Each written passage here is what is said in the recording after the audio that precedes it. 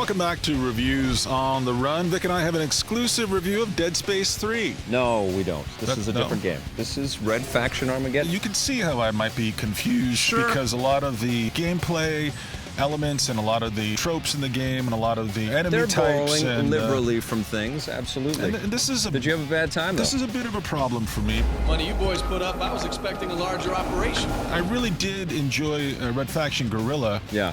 A lot. Yes. And I felt like that was sort of a bold take on the open world genre. Here, the surface of Mars is uninhabitable. Yep. So we have to go underground. And the game stars Darius Mason, who is the grandson of Alec Mason, who is the star of Red Faction Guerrilla. Yes. And, honestly, I thought this was a very wise choice to not just make it a sequel to Guerrilla, not to make this Guerrilla 2, to go in a different direction. Because the Red Faction roots, as we've discovered all episode long, it's been disparate. They've gone in different directions with every one of these games. And I gotta say, you know, looking back across all of these games, including this one, I've had a good time in every one of the Red Faction games. You sure you don't mean mediocre time? No, this one I really enjoyed. I thought that it was very accessible. I feel like it's a series that's still in search of an identity.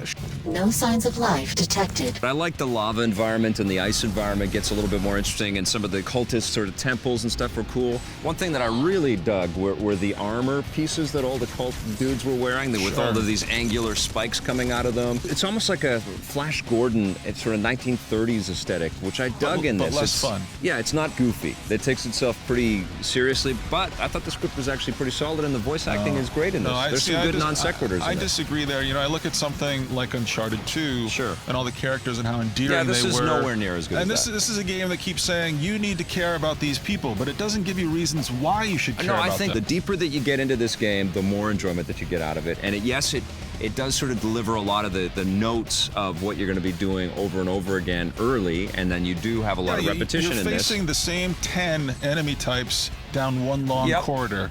How could this have happened?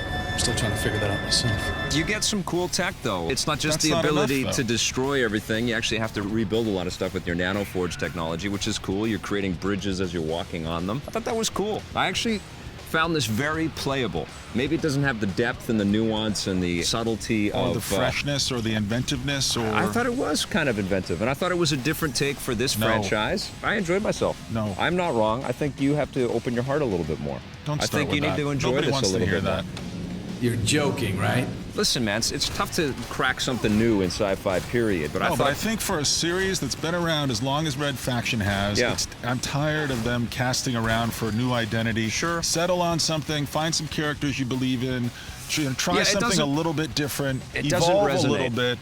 Right. Like, it doesn't resonate like Halo as soon as it goes through your head, even Dead Space. It erases itself. We came to Mars because they promised us the dream of a new world. That dream is dead. I have to hand it to Volition, because that team is really solid at building good core game mechanics. They always build fun playing games, and this one is no exception. Thanks for keeping the glass half full. Score it. I'm going to give it an 8. What are you giving it? I'm going to give it a 7. All right.